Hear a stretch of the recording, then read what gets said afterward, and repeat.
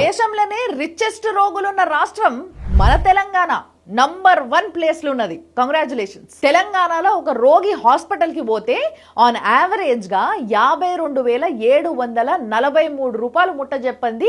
అసలు హాస్పిటల్ నుంచి ఇంటికి వస్తలేడట. అంటే ఒక మనిషి 20,000 ఖర్చు పెట్టొచ్చు, ఇంకో మనిషి 1,00,000 రూపాయలు కూడా ఖర్చు పెట్టొచ్చు.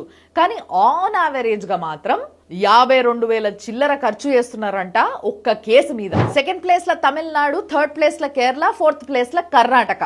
అంటే సౌత్ రాష్ట్రాలు ఏవైతున్నాయో అవే ఫస్ట్ ప్లేస్లు ఉన్నాయి రోగాలకు ఎక్కువ ఖర్చు చేసుకుంటా. ఇంట్లో అసలు వంటనే వండుకుంటలేరు, ఏం తిన్నా బయట అడ్డమైన తిండే తింటున్నారు. కొనే ఫుడ్ ప్రోడక్ట్స్ ల కల్తీలు, టైంకి తింటలేరు, టైంకి నిద్రపోతలేరు, మీదికెళ్ళి స్ట్రెస్, పెయ్యి అంతా రోగాల పుట్ట తయారు చేసుకుంటున్నారు. మళ్ళా మీదికెళ్ళి ఉరికి పైసలన్నీ సంపాదించి తీసుకుపోయి వాళ్ళకే తగలబెడుతున్నారు. మన కర్మ ఏందంటే, కానీ కర్మ అనాలను దాన్ని కామెడీ అనాలను కూడా అర్థమైతలేదు. పర్ క్యాపిటా ఇన్కమ్ సగటు మనిషి సంపాదించేదేమో యావరేజ్ గా 35,000, కానీ హాస్పిటల్ ఖర్చు కింద ఖర్చు పెట్టేదేమో 52,000.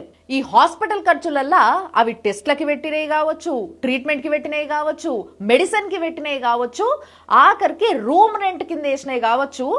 అసలు పెద్ద పెద్ద 5 స్టార్ హోటళ్లలో రూమ్ తీసుకున్నా, లేకపోతే పెద్ద పెద్ద లగ్జరీ రిసార్ట్లలో పోయి ఉన్నా కూడా చార్జ్ చేయనంత హై చార్జెస్ హాస్పిటల్ ఇస్తున్నాయి. ఈ విషయంలో రికార్డు కొట్టింది మాత్రం తమిళనాడే. ఎందుకంటే కొన్ని కేసులల్లా ఓన్లీ రూమ్ రెంట్ కే 80,000 వేసిర్రంట. మీరు ఒక విషయం గమనించుండ్రి. ఫర్ ఎగ్జాంపుల్ ఒక ఇంట్లో 4 ఉన్నారు అనుకుందాం.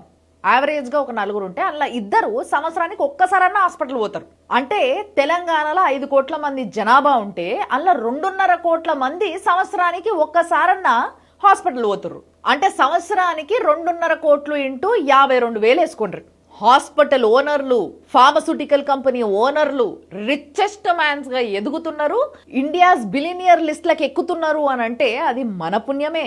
రోగాలు కొని తెచ్చుకుంటున్నాము, మళ్ళీ ఆ రోగాల్ని తగ్గించుకోవడానికి కూడా మళ్ళీ పైసలు పోసే తగ్గించుకుంటున్నాం.